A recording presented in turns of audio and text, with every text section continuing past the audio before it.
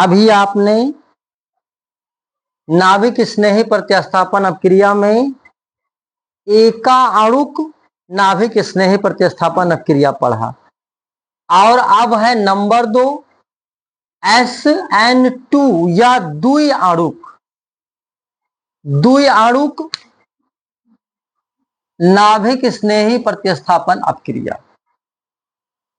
बेटा इसके बारे में आपको समझना है कि ये अभिक्रिया केवल एक पद में संपन्न होती है। अभिक्रिया केवल 2 पद में नहीं, 1 पद में। मामला क्या है कि यहां जो अभिक्रिया का वेग है वो अभिकारक की सांद्रता और आक्रमणकारी की सांद्रता पर निर्भर करता है। क्योंकि यहां पे जो अभिक्रिया की दर है या वेग है वो क्रियाधार, अभिकारक क्या कहलाता है? क्रियाधार। आक्रमणकारी, तो क्रियाधार कौन हो गया बेटा? RX हो गया। आक्रमणकारी कौन हो गया? न्यूक्लियोफिलिक हो गया, जिसे हम OH, CN या जो भी नेगेटिव आयन है। तो इस प्रकार चूंकि यहां पे ये जो दर है, अभिक्रिया का जो वेग है या अभिक्रिया का जो दर है वो अभिकारक की सांद्रता और आक्रमणकारी की सांद्रता की दर पर निर्भर करता है, इसीलिए इसे द्विअणुक अभिक्रिया कहते हैं, या इसे ये द्वितीय कोड की अभिक्रिया होती है। यहां लिखना पड़ेगा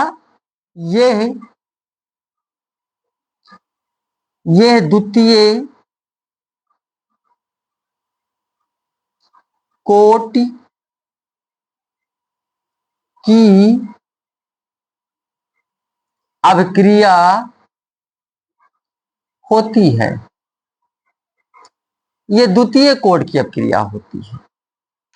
इसमें एक संक्रमण की अवस्था का निर्माण होता है इस रिएक्शन में, जो इस प्रकार है। जैसे यहां पे लिया गया मेथिल ब्रोमाइड या ब्रोमो मेथेन, तो कार्बन से ये हाइड्रोजन अटैच है इधर ब्रोमाइड, और यहां से आक्रमणकारी OH जो द्वितीय कोड की अभिक्रिया में, या जिसको आप कह रहे हो द्विअणुक नाभिक स्नेही अभिक्रिया में, ये OH जो है वो पीछे से आक्रमण करता है।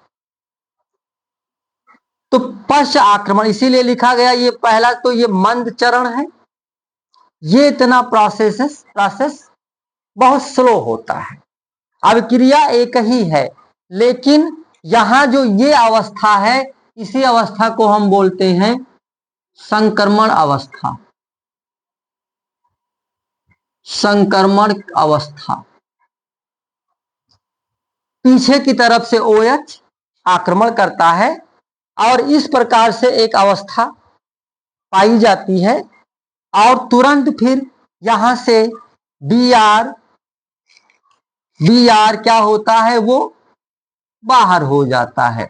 Br बाहर हो जाता है और OH कार्बोधन आयन से अटैच हो जाता है, और हमको एक नया उत्पाद जो उल्टे विन्यास वाला है, OH आगे की तरफ होना चाहिए, पीछे की तरफ होना चाहिए, तो यहां पहले आ रहा है, वहां बाद में होना चाहिए। तो Br यहां से अलग हो गया और ये OH CH3 इस प्रकार उत्पाद प्राप्त होता है।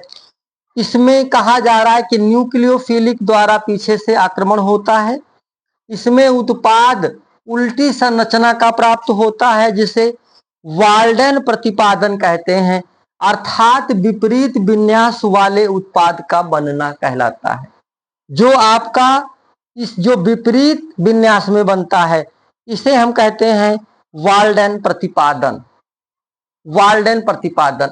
इस प्रकार जो हेलोएल्केन की रासायनिक अभिक्रिया में नाभिक स्नेही प्रतिस्थापन अभिक्रिया 2 प्रकार की होती है, एक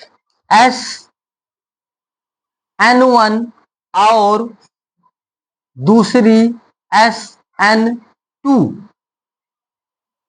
एका आणुक नाभिक स्नेही और द्वि आणुक नाभिक स्नेही प्रतिस्थापन अपक्रिया, जो मैंने आपको दोनों प्रकार के बारे में बता दिया।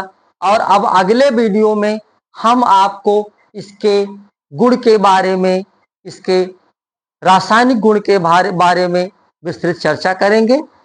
Thank you very much. धन्यवाद। Thanks for watching.